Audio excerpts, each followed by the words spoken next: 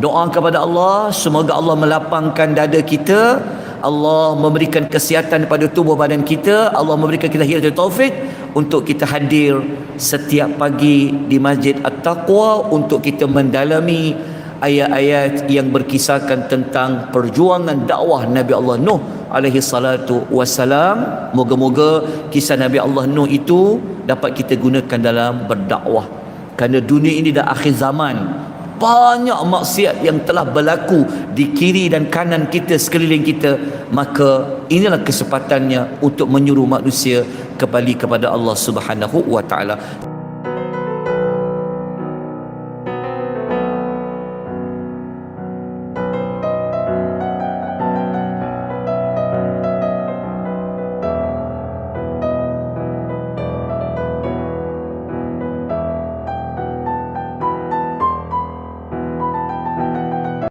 وبركاته. الحمد لله رب العالمين والصلاة والسلام على أشرف الأنبياء والمرسلين وعلى آله وصحبه أجمعين. أما بعد. Sidang jemaah sekalian, tuan-tuan dan puan-puan rahimani wa rahimakumullah, syukur kepada Allah. Pagi ini seperti yang dirancangkan, kita dapat memulakan kembali tadabbur Al-Quranul Karim secara ringkas dalam tempoh 20 minit, yang mana kita akan mempelajari satu surah, yang surah ini daripada ayat yang pertama sehinggalah ayat yang terakhir berkenaan dengan cerita benar yang Allah ceritakan di dalam Al-Quran, iaitu kisah Nabi Allah Nuh alaihi salatu wassalam. Jadi kita memilih surah yang menyebut keseluruhan kisah Nabi Allah Nuh adalah di dalam surah Nuh. Jadi kita selang-seli antara surah yang tidak mempunyai penceritaan, kita selang dengan surah yang ada tentang cerita. Seperti mana kita pernah pelajari surah Yusuf sebelum ini. Jadi kita terus kepada surah Nuh. Sebelum masuk kepada ayat yang pertama, adalah lebih baik kita melihat latar belakang surah Nuh. Surah Nuh adalah surah yang ke-71, berada di dalam susunan, tertib susunan surah-surah di dalam Al-Quran. Sebelum surah Nuh, kita akan menemukan surah Al-Ma'arij, dan selepas surah Nuh kita akan menemukan surah Al-Jin. InsyaAllah nanti kita akan belajar juga surah Al-Jin. Dari sudut sejarah penurunan surah An-Nuh, berlaku perbincangan di kalangan para ulama. Kalau ikut Pak Quraish Shihab dalam Tafsir Al-Misbah, surah ini diturunkan surah yang ke-73 kepada Nabi SAW. Tapi ada para ulama kata surah itu adalah surah yang ke-71 diturunkan kepada Nabi SAW. Berlaku khilaf di kalangan para ulama. Surah Nuh sudah pasti adalah surah kategori Makkiyatun. Kalau sebut Makkiyah, pentarifan yang tepat adalah mana-mana surah yang turun sebelum Nabi berhijrah, sekalipun dia tidak turun di Mekah, asalkan dia turun sebelum hijrah, dia dinamakan surah Makkiyatun. Ayat ada 28 sahaja, insya-Allah pendek sahaja. Juzuk surah ini berada pada juzuk yang ke-29.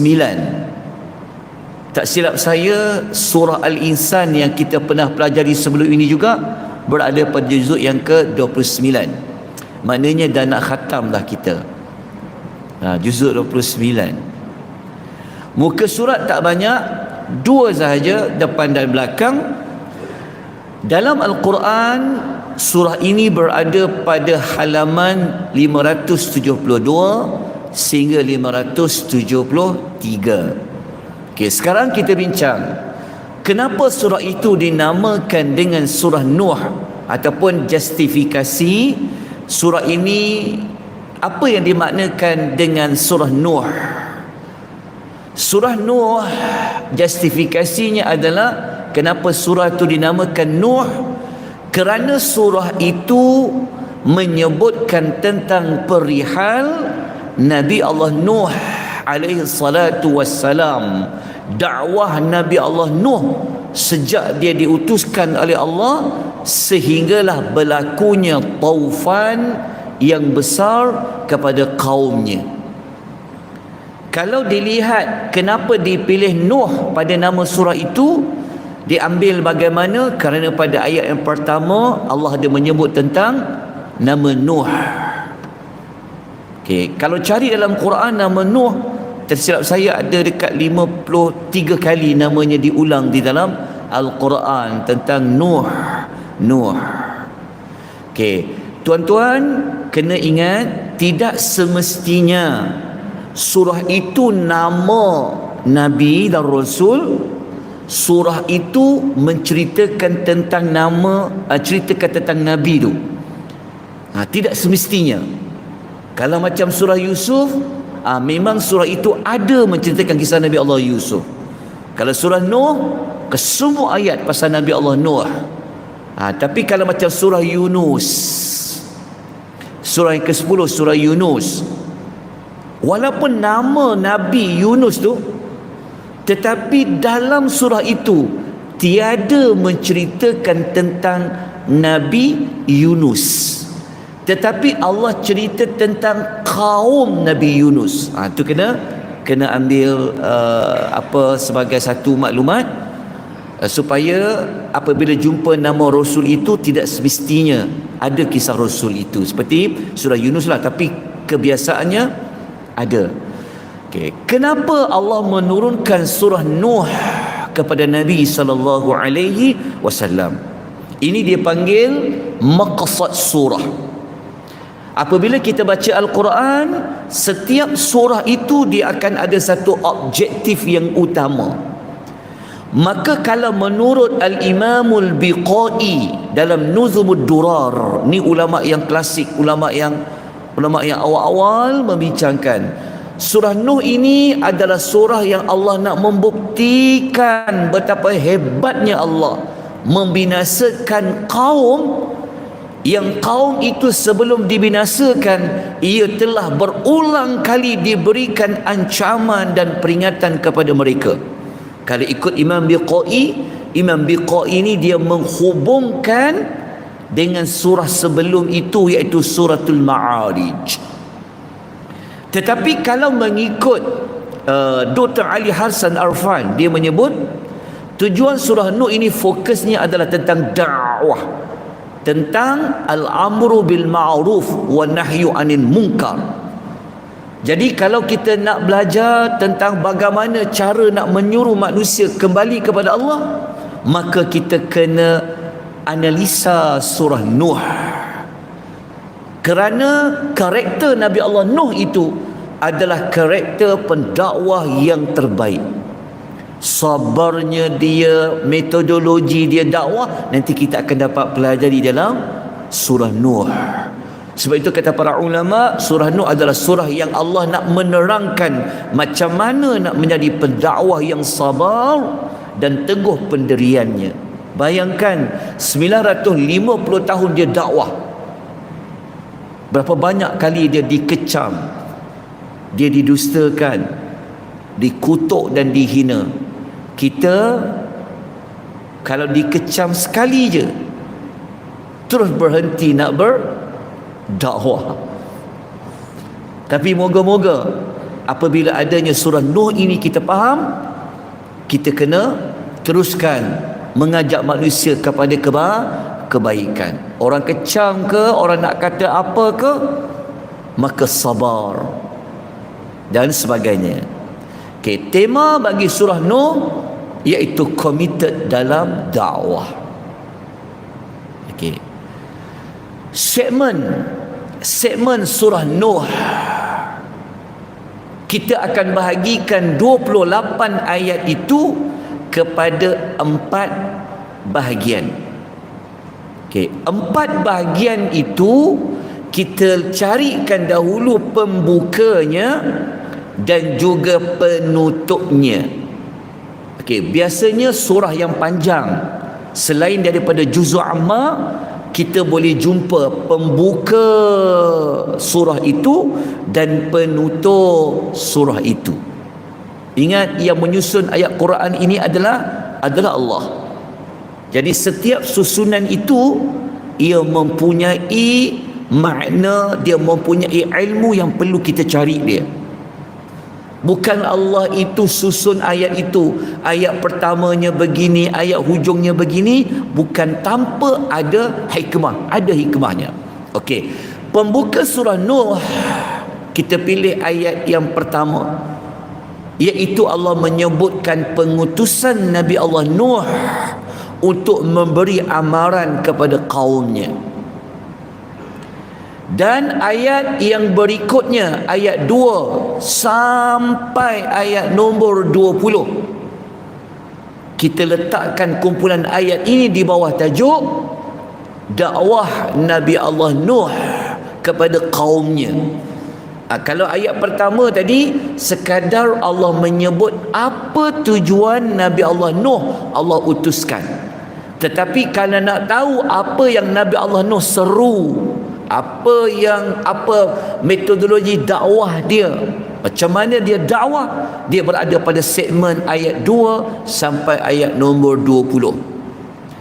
Setelah selesai ayat 20, maka ayat 21 sampai 27 kita akan mempelajari bagaimana Nabi Allah Nuh dia telah mengadu kepada Allah Azza wa Jalla tentang kaumnya yang melakukan pengingkaran yang sangat dahsyat. Dia mengadu kepada Allah Azza wa Jalla.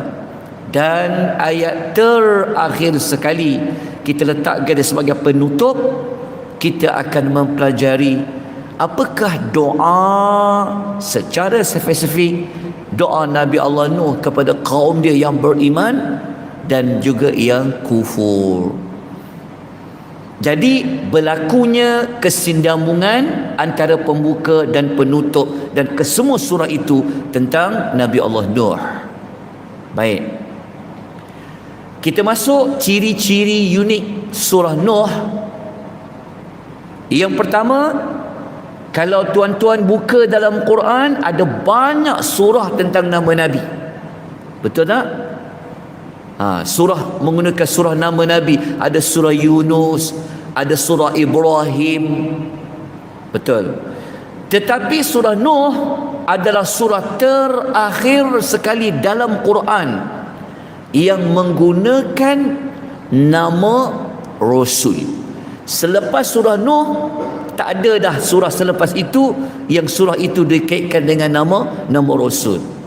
Surah Hud awal kita jumpa. Okey, itu ciri pertama. Ciri yang kedua, kalau nak belajar sejarah apakah patung dan berhala yang awal-awal wujud dekat muka bumi ini, maka surah Nuh menceritakan nama 5 patung yang telah disembah oleh kaum Nabi Allah Nuh. Maka sejarah mencatatkan permulaan berlakunya membuat patung-patung dan berhala ini, ia bermula pada kaum Nabi Allah Nuh. Sampailah ke hari ini kita dapati ada manusia yang menyembah patung dan berhala itu. Jadi kita akan pelajari nanti apakah nama 5 patung itu.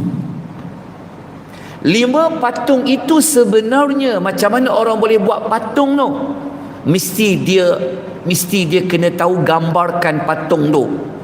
maka permulaannya adalah daripada gambar. Gambar siapa? Gambar para alim ulama. Ulama tu siapa?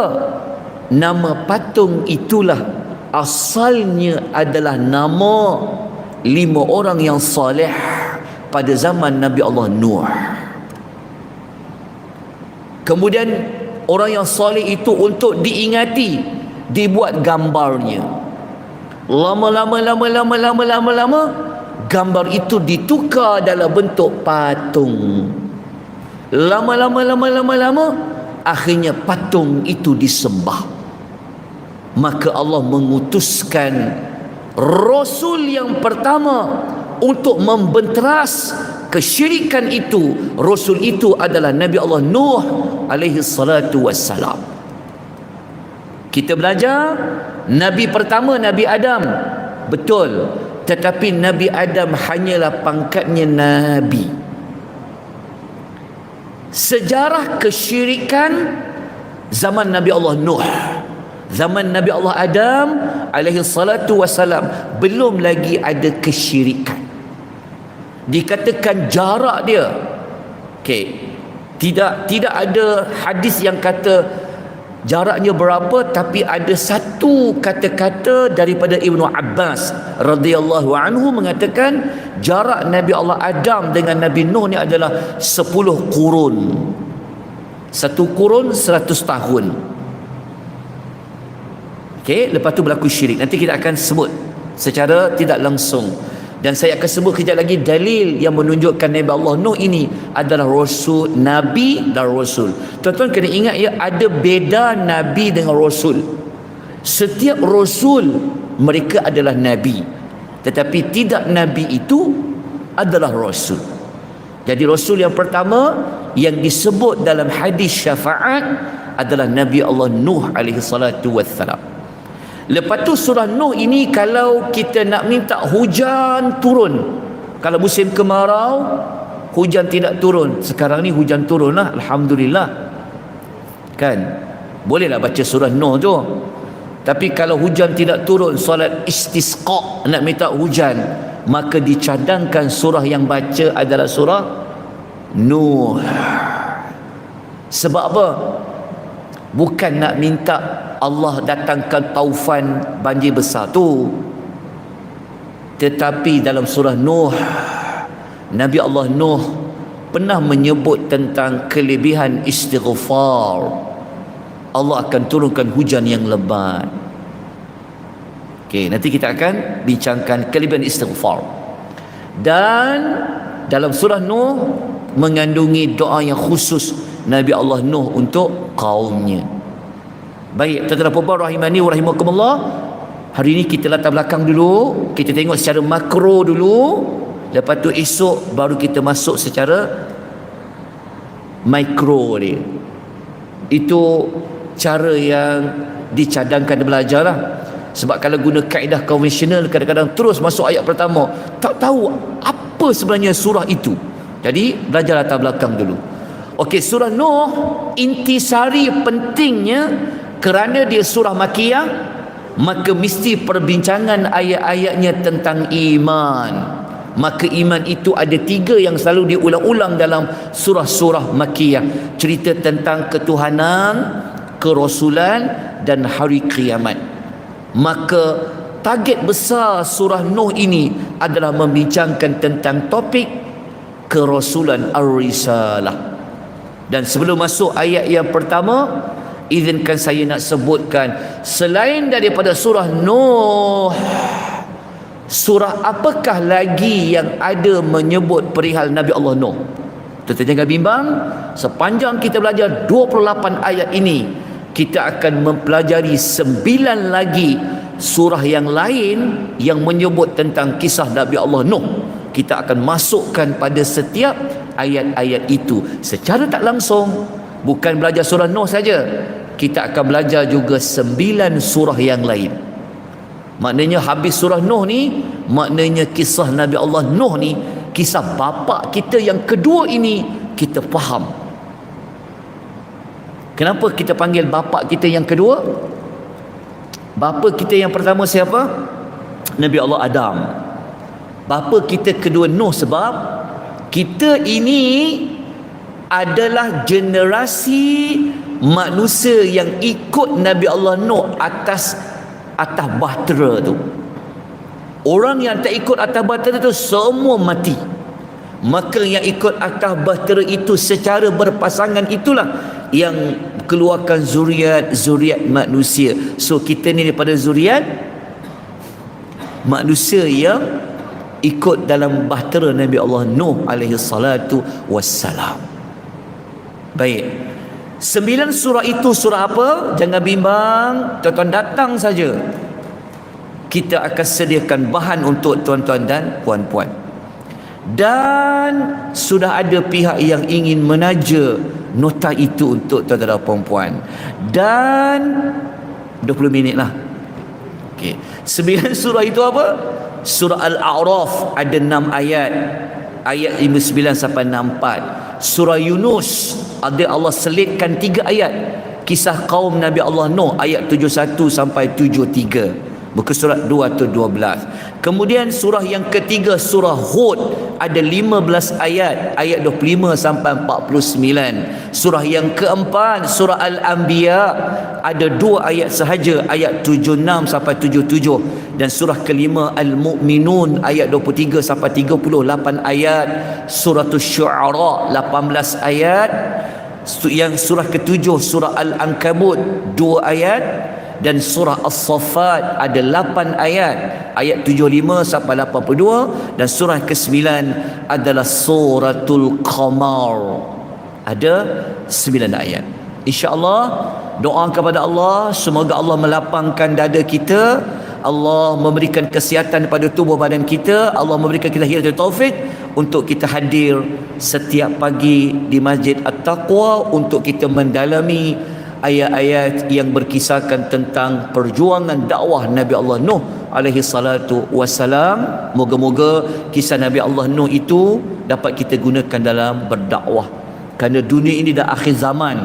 Banyak maksiat yang telah berlaku di kiri dan kanan kita, sekeliling kita. Maka inilah kesempatannya untuk menyuruh manusia kembali kepada Allah Subhanahu wa taala. Saya berhenti dengan kadar ini. Nota bila nak siap ni, saya tak nak janji bila, tapi saya cuba dengan kadar yang mampu lah. Saya tak janji, tapi saya cuba hari Jumaat saya bawa. Saya cuba. Tapi kalau tak ada hari Jumaat tu, kalau saya datang berlenggang tu, minggu depan lah, InsyaAllah. Aqul qawli hadha wa astaghfirullah al-azim wa bila taufiq. Wassalamualaikum warahmatullahi wabarakatuh. Subhanakallahumma bihamdika asyhadu an la ilaha illa anta